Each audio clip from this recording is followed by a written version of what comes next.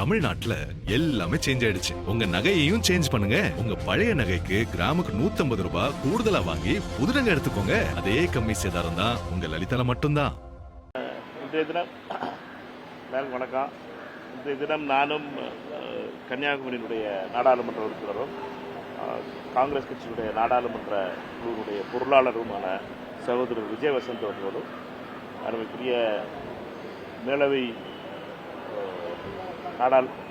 நாடாளுமன்ற உறுப்பினர் மாநிலங்களவை நாடாளுமன்ற உறுப்பினர் கிறிஸ்டபர் திலக் அவர்களும் கோயம்புத்தூர், சேலம், அடுத்த நாள் கிருஷ்ணகிரி, தருமபுரி இந்த 4 இடங்களுக்கு போகிறோம்.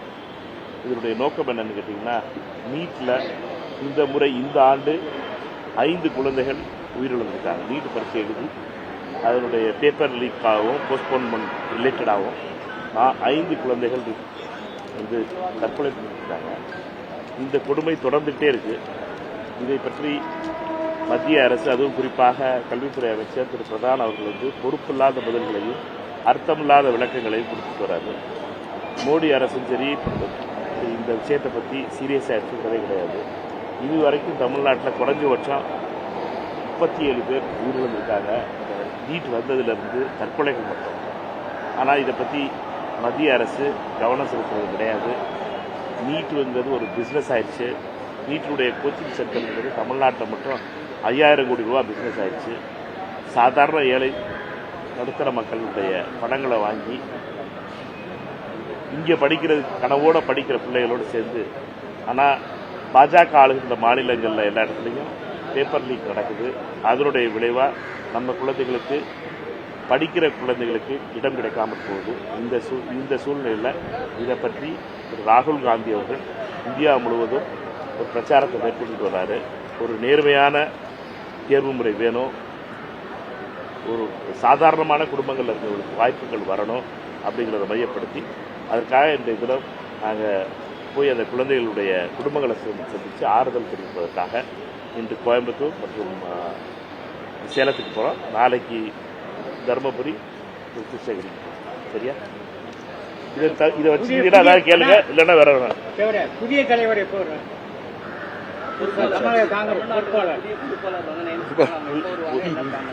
புதிய பொறுப்பாளர் குலாம் மீர் அவர்கள், முன்னாள் அமைச்சர், காஷ்மீருடைய முன்னாள் அமைச்சர்.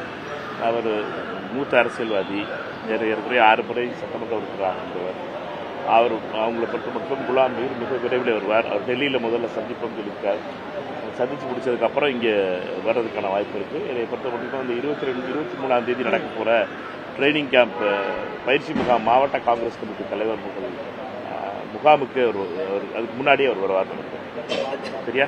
பாஜகவை எதிர்ப்பதற்கு தமிழ்நாட்டில் தாவேகாவும் திமுகவும் ஒரே அணியில் வரணும், அந்த எதிர்ப்புல உறுதியாக இருக்கணும் அப்படின்னு பேசுறாரு. எப்படி புரிஞ்சுக்கலாம்? காங்கிரஸ் எப்படி பார்க்குறது? தேசிய அளவில் திமுகவுடைய ரோல் என்ன? இல்லை, அண்ணன் திருமா அவர்களுடைய பார்வை என்பது தொலைநோக்கு பார்வை. அவர் சொல்ற அரசியல் என்பது புரிந்து கொள்ள வேணும். இது இன்னைக்கு நடக்கிற கண்டெம்பரரி பாலிடிக்ஸோட மட்டும் நம்ம கனெக்ட் பண்ணி பார்க்கக்கூடாது. சட்டமன்றத்தில் இருக்க எம்எல்ஏக்களுடைய விஷயத்தை மட்டும் கனெக்ட் பண்ணி பார்க்கக்கூடாது. திருமா அவர்கள் சொல்றது என்னன்னு கேட்டீங்கன்னா, தேசிய அளவில் பாஜகவை எதிர்க்கிறது. இப்போ கேரளா மாடல் மாதிரி, கேரளாவில் எப்படி வந்து கம்யூனிஸ்டும் காங்கிரஸும் நேர் எதிராக இருக்கணுமோ, ஆனால் நாங்கள் வந்து பாஜக எதிர்ப்பில் ஒட்டுனாரு. அந்த நிலையை அண்ணன் திருமா அவர்கள் சொல்லி சொன்னார். அது மாதிரி தமிழ்நாட்டில் ஒரு நிலை உருவாகணும், அதற்கு 2 கட்சிகளும் அது தயாராகணும் அப்படிங்கிறாங்க. பர்சனலாக இங்கே வந்து அவங்க 2 பேருக்கும் உள்ள டிஃபரன்சஸை வந்து அவர் கம்மி பண்ணி 2 பேரும் சேர்ந்து நிற்கணும்னு அந்த வார்த்தை சொல்லலை. அவர் சொல்கிற டைரக்ஷன் வந்து கேரளாவில் மாடலில் மாதிரி மார்க்சிஸ்டும் கம்யூனிஸ்டும் அங்கே சண்டை ஓட்டுக்கிறோம். ஆனால் இங்கே பார்த்தீங்கன்னா, டெல்லியில் பார்த்தீங்கன்னா 2 பேரும் ஒரே டேபிளில் உட்காந்து அந்த முதிர்ச்சி இருக்கைகளுக்கு ஒரே டேபிளில் உட்காந்து பாஜகவுடைய கொள்கை அளவில் எதிர்ப்பதில் தெளிவாக இருக்கும். அந்த நிலையை பற்றி அண்ணன் திருமா பேசுகிறார். அதில் பத்திரிகை நண்பர்களுக்கு என்னுடைய வேண்டுகோள், அதை கட்பேஸ்ட் மட்டும் பண்ணி போட்டுறாது. நான் இப்போ சொல்கிறதையும் என்னதுன்னா, நீங்கள் கட்பேஸ்ட் போட்டு பண்ணிட்டீங்கன்னா, எடிட் பண்ணிட்டீங்கன்னா நான் சொல்கிற அர்த்தமே வேறு மாதிரி ஆயிருக்கு. அதனால் அது மாதிரி தான் அண்ணன் திருமா அவர்களை பொறுத்த மட்டும் அவருடைய கருத்து என்பது தொலைநோக்கான கருத்து. தமிழகம் ஒரு பாஜக இல்லாத, ஆர்எஸ்எஸ் உடைய அதிகாரம் இல்லாத ஒரு மாநிலமாக அரசியல் தமிழ்நாட்டில் தொடரும் இருக்கிறார். அதனுடைய வெளிப்பாடு தான் அவர் சொல்ற பிளான். நேற்று முதலமைச்சருடைய பேச்சு எப்படி பாக்குறீங்க சார் கரூர் விவகாரத்துல நேற்று? ஏன்னா அந்த அரசு பண்ணி கொடுக்கணும் ஒரு எதிர்ப்புகள் இருந்தது அரசியல் ரீதியா. முதலமைச்சருடைய பேச்சு எப்படி பாக்குறீங்க? அந்த இன்சிடென்ட் நடந்ததுக்கு நேற்று முதல் முறையான போயிருக்காரு. அவர் அந்த பேச்சிலே ரொம்ப தெளிவாக சொல்லியிருக்காரு என்றால் அதை பற்றி ஒரு மிகவும் அவரை பொறுத்த மட்டும் அது மிகவும் வலியான ஒரு வலி தருகின்ற பெயின்ஃபுல்லான ஒரு பார்ட்டுங்கிறத அவருடைய பார்வையில் அது அரசியல் தலைவராக அவர் அதை எப்படி அணுக வேண்டும் என்பது அவருடைய ஸ்டைல். அந்த ஸ்டைலை நம்மளுக்கு வித்தியாசம் இருக்கலாம், உங்களுக்கு வேறு மாதிரி நீங்கள் பார்க்கலாம், பாலனை வேறு மாதிரி பார்க்கலாம். ஆனால் அந்த ஸ்டைலை பொறுத்த மட்டும் எல்லாருக்கும் ஒரு ஸ்டைல் இருக்குது, அந்த ஸ்டைலை எடுத்துக்குவோம்.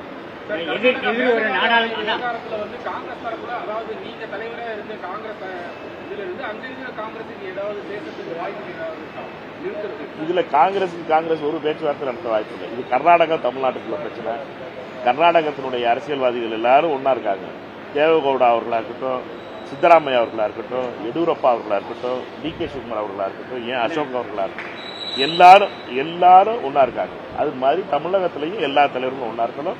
சட்டமன்றத்தில் என்ன தீர்மானம் போட்டோமோ அந்த நிலையிலிருந்து மாறக்கூடாது. நம்மளுக்குள்ள செல்ஃப் போடுற வேலையை விடணும், குறை சொல்ற வேலையை விடணும்.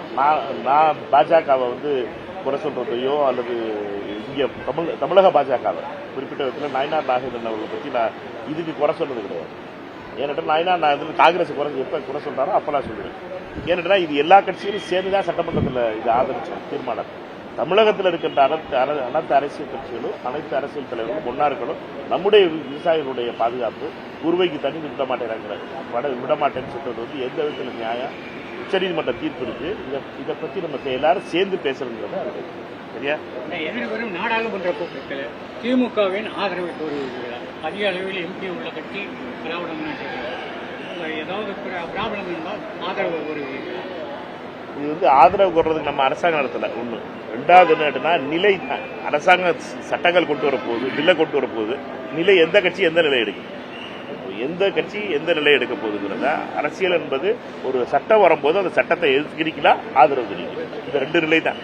இந்த ரெண்டு நிலையில ஒவ்வொரு கட்சிகளுக்கும் உள்ளது இருக்கு. ஆனா எங்களால எந்த ஒரு அந்த நிலை எடுக்கிறதுக்காக உள்ள கட்சிகளுக்கு எங்களால எந்த ஒரு அழுத்தமும் வராமலும் எந்த ஒரு சங்கடமும் வராமலும் பார்த்துக்கணும். தமிழ்நாட்டுல எல்லாமே சேஞ்ச் ஆயிடுச்சு. உங்க நகையையும் சேஞ்ச் பண்ணுங்க. உங்க பழைய நகைக்கு கிராமுக்கு 150 ரூபாய் கூடுதலா வாங்கி புது நகை எடுத்துக்கோங்க. அதே கம்மி சேதாரம் தான் உங்க லலிதால மட்டும்தான்.